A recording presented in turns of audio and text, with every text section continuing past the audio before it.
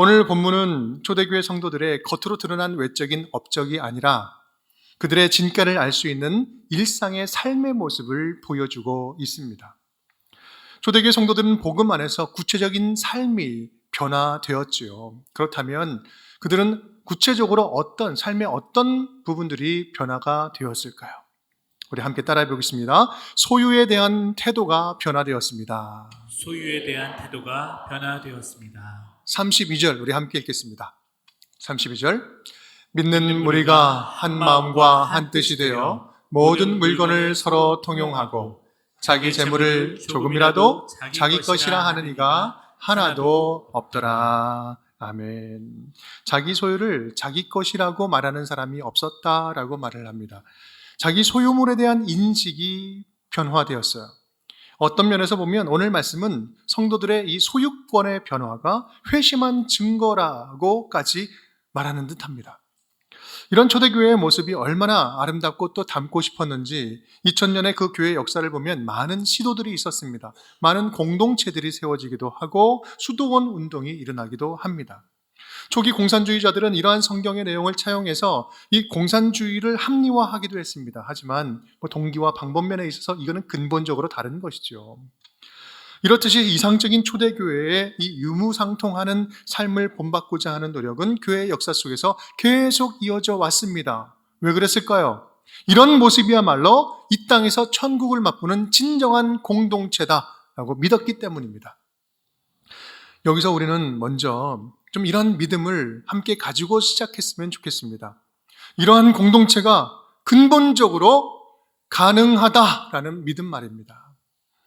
2000년 전 초대교회 공동체의 본질이 지금 우리 교회의 공동체에서도 충분히 적용될 수 있다라는 믿음인 거죠. 말씀이 공동체에서 살아 움직이는 것을 함께 경험하고 그런 교회가 될 수 있다는 사실을 분명히 믿음으로 함께 초대교회처럼 초대교회를 닮아가는 그런 운정교회가 될 수 있기를 간절히 바랍니다. 그런 교회를 세워가기 위해서는 초대교회의 이 유무상통에 대해서 좀 더 정확하게 이해할 필요가 있습니다. 우리가 흔히 말하는 유무상통이라는 이 단어는요, 있는 것과 없는 것을 서로 융통하다라는 말씀이에요. 이야기예요. 많이 가진 것은 서로 나누어 써야 된다. 이 소학에 나오는 표현이기도 합니다.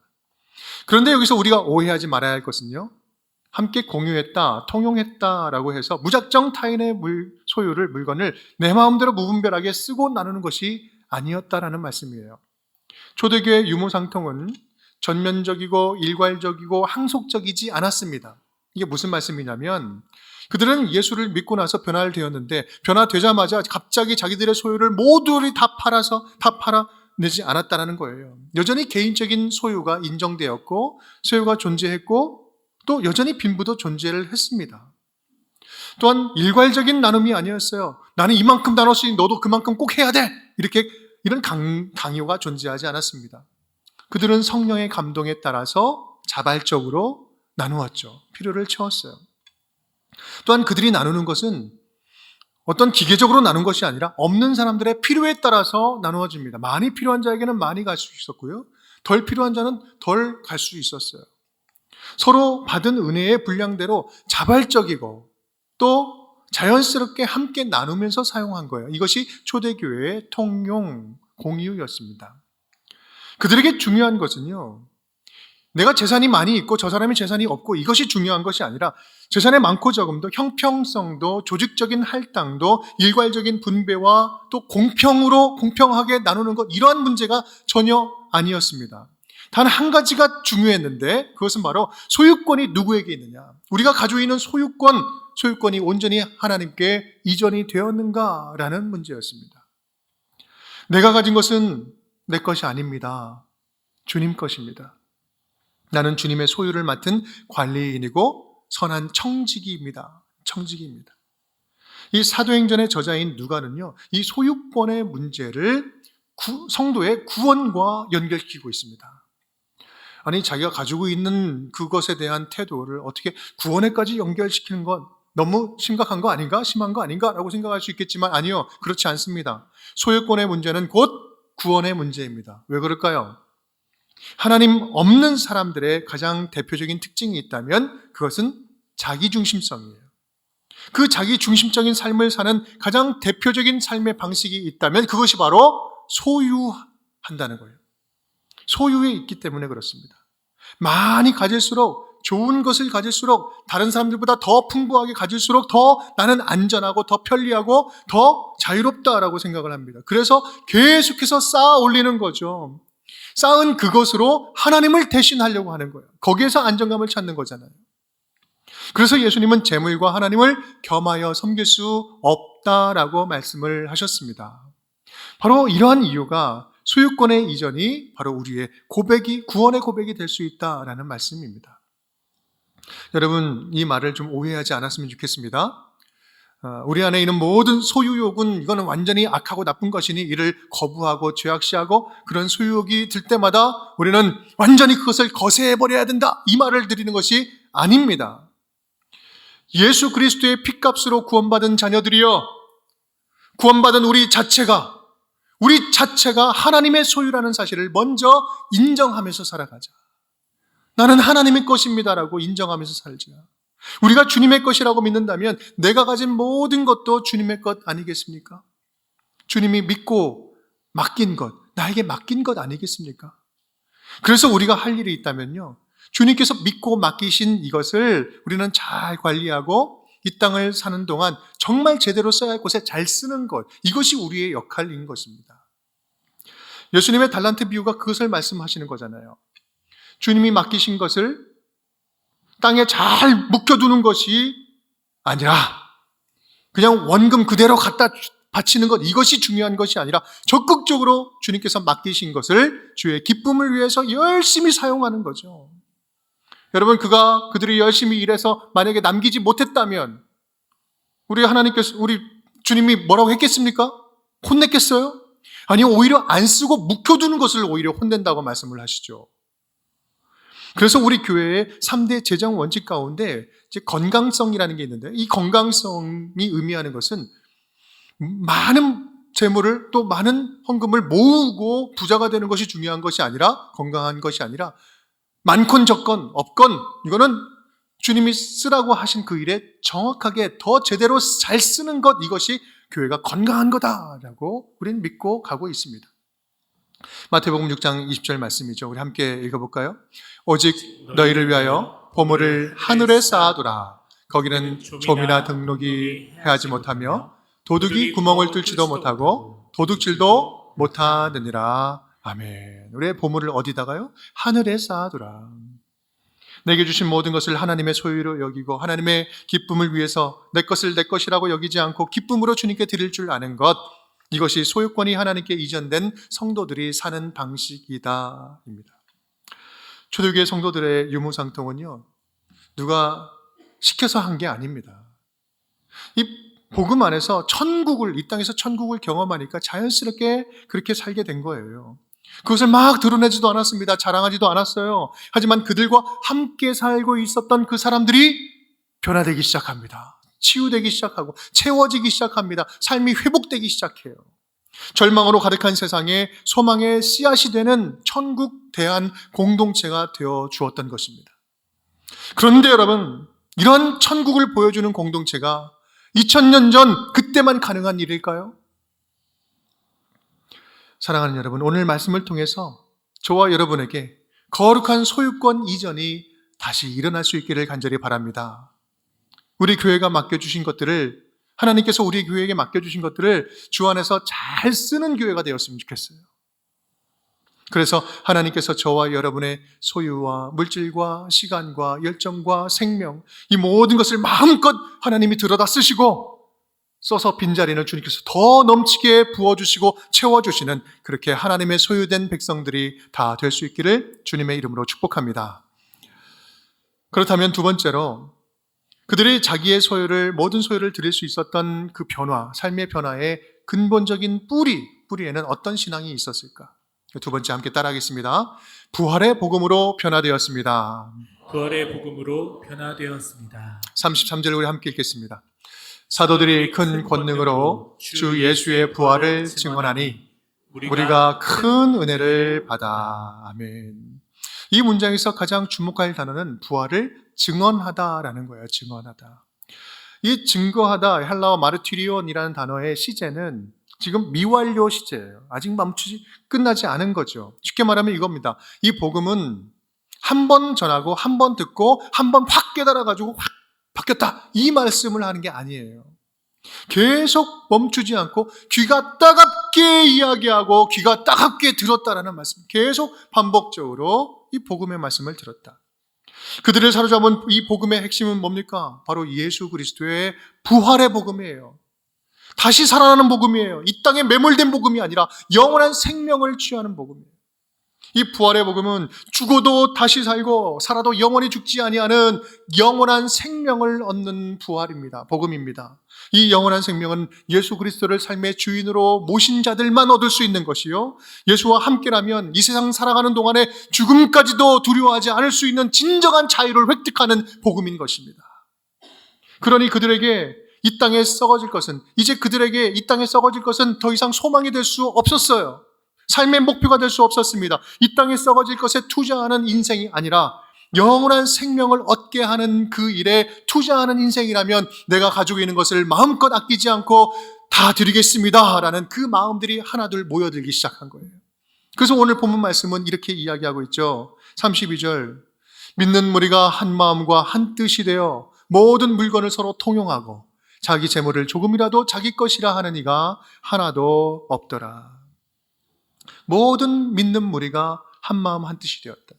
물론 그들이 한 마음 한 뜻이 되었다고 해서 그들의 결정이 매번 만장일치를 봐야만 하는 것은 아니었습니다. 다만 그들은 부활의 복음 안에서 한 마음이 되어서 아낌없이 서로 나눌 줄 아는 자가 되었다라는 말씀이죠. 그들이 소유를 통용했다는 것, 소유를 함께 공유했다는 것은 그들 자신을 내어주는 것과 같았어요. 쉽게 말하면 이런 거죠. 나를 당신이 필요한 대로 마음껏 쓰세요, 이렇게 드리는 것과 같았습니다. 여러분, 누군가에게 이용당하는 느낌처럼 불쾌한 일은 없을 것입니다. 그런데요, 오늘 초대교회 성도들은 서로가 서로에게 그렇게 헌신하고 있습니다. 어떻게 그럴 수 있었을까? 부활의 복음 안에서 이기적인 나는 이미 예수 그리스도와 함께 십자가에서 죽고 우리 모두는 예수 안에서 한 몸 공동체로 다시 태어났다라는 분명한 믿음을 가졌기 때문에 그렇습니다. 물론 여기서 말하는 공유, 함께 쓰는 것은 소유권을 공유한 게 아니라 사용권을 공유한 거예요. 함께 썼다고 해서 모든 사유재산을 다 포기했다는 말이 결코 아닙니다. 다만 타인을 위해서 기꺼이 나눌 준비가 되어 있었던 진짜 예수 안에서 회심한 사람들이었다라는 말씀을 하고 있는 겁니다. 여러분, 이런 면으로 볼 때 우리는 얼마나 나눌 준비가 되어 있습니까? 예수 그리스도를 주인으로 모시면서 우리의 모든 소유권을 주님께 맡긴 하나님의 자녀로서 얼마나 주님이 기뻐하실 일에 기꺼이 나눌 준비가 되어 있는지요. 사랑하는 여러분, 다시금 바라며 권면합니다. 언제든지 얼마든지 나눌 준비가 되어 있었던 초대교회 성도들의 모습이 저와 여러분의 모습이 되었으면 좋겠습니다. 우리들에게 맡겨주신 물질과 소유를 부활의 복음 전하는 일에, 타인을 다시 살리는 일에, 절망에 빠진 자들을 다시 끄집어내서 소망 가운데 회복시키는 존귀한 일에 기쁨으로 흘려보낼 줄 아는 늘 나눌 준비가 되어 있는 하나님의 자녀들이 될 수 있기를 주님의 이름으로 축원합니다. 그렇게 나눌 때에 나타나는 결과를 다음과 같이 설명하고 있습니다. 우리 34, 35절 함께 읽겠습니다. 그 중에 가난한 사람이 없으니 이는 밭과 집 있는 자는 팔아 그 판 것의 값을 가져다가 사도들의 발 앞에 두매 그들이 각 사람의 필요를 따라 나누어 줌이라. 아멘. 우리 세 번째입니다. 우리 함께 따라하겠습니다. 가난한 자가 없는 공동체로 변화되었습니다. 가난한 자가 없는 공동체로 변화되었습니다. 성경은 이제 그들에게 가난한 자가 없다라고 이야기를 합니다. 그런데요, 이것은요, 문자적으로 가난한 사람이 완전히 없어졌다는 것을 말하지 않습니다. 그 누구도 먹고 사는 문제로 죽음의 문턱에서 허덕이지 않게 되었다라는 것을 말합니다. 목숨을 잃을 만큼 빈곤에 방치된 사람이 없어졌다는 거죠. 믿음의 공동체 안에서 서로의 생명을 지키고 보존하는 일에 서로 책임을 다하는 한 몸 공동체, 예수 안에서 한 생명을 누리는 공동체가 되었다라는 말씀입니다. 사실 우리 주변에 가난한 사람은 늘 항상 존재하기 마련입니다. 성경에도 그렇게 말씀하고 있죠. 우리 신명기 15장 11절 우리 함께 읽겠습니다. 땅에는 언제든지 가난한 자가 그치지 아니하겠으므로 내가 내게 명령하여 이르노니 너는 반드시 내 땅 안에 내 형제 중 곤란한 자와 궁핍한 자에게 내 손을 펼지니라. 아멘. 이 땅에는요, 언제든지 가난한 자가 결코 멈추지 않는다라고 이야기해요. 여러분, 이것은 동서고금 예나 지금이나 어떤 나라나 마찬가지입니다. 그래서 내 손을 펼지니라. 바로 앞절에는 또 이렇게 표현하고 있습니다. 신명기 15장 4절 말씀 우리 함께 읽겠습니다. 네가 만일 내 하나님 여호와의 말씀만 듣고 내가 오늘 내게 내리는 그 명령을 다 지켜 행하면 내 하나님 여호와께서 내게 기업으로 주신 땅에서 내가 반드시 복을 받으리니 너희 중에 가난한 자가 없으리라. 아멘. 너희 중에 가난한 자가 없으리라. 지금 이 말씀을 이어서 말하면 이렇습니다. 가난한 자가 절대로 끊어지지 않을 것인데 가난한 자가 절대로 너희 가운데 있지 않을 것이다. 여러분, 지금 이게 무슨 말일까요? 이게 어떻게 가능하단 말입니까? 오늘 말씀은 그걸 하고 있죠. 바로 이런 겁니다. 세상은 본질적으로 늘 가난이 존재하겠지만 말씀에 순종하면서 살아가는 믿음의 공동체, 기도로 서로 중보하면서 서로의 필요를 채워주는 공동체가 있다면 가능하다. 자신의 소유를 움켜쥐지 않고 기꺼이 나눌 준비가 되어 있는 공동체, 서로의 필요에 민감하게 관심을 가지고 내일처럼 돌봐주면서 채워주기로 작정한 공동체, 그런 공동체가 있다면 너희가 그런 공동체를 이루어서 살아가기만 한다면 너희 가운데 절대로 가난으로 인하여 절망하거나 고통당하는 자는 없을 것이다. 너희가 그렇게 살기만 하면 내가 너희 공동체를 통해서 절망을 소망으로 고통에서 건져서 치유하고 회복시켜 나갈 것이다. 누구를 통해서? 너희 공동체를 통해서. 여러분, 이것이 그렇습니다. 바로 여기에 하나님의 비전이 있어요. 우리 공동체에게 기대하시는 하나님의 간절한 마음이 바로 여기에 담겨져 있는 것입니다. 이 땅에 결코 가능하지 않을 것 같은 하나님 나라의 유토피아는 불가능하지 않다. 충분히 가능하다. 무엇으로? 모든 소유권을 하나님께 내어 맡긴 이 믿음의 공동체를 통해서 말입니다. 그렇습니다. 우리 하나님이 원하시는 공동체의 모습은 성도들이 많이 갖건 적게 갖건 없어도 상관없어요. 아무런 상관없습니다. 물론 뭔가를 많이 가져서 풍성히 베풀 수 있으면 더 좋겠죠.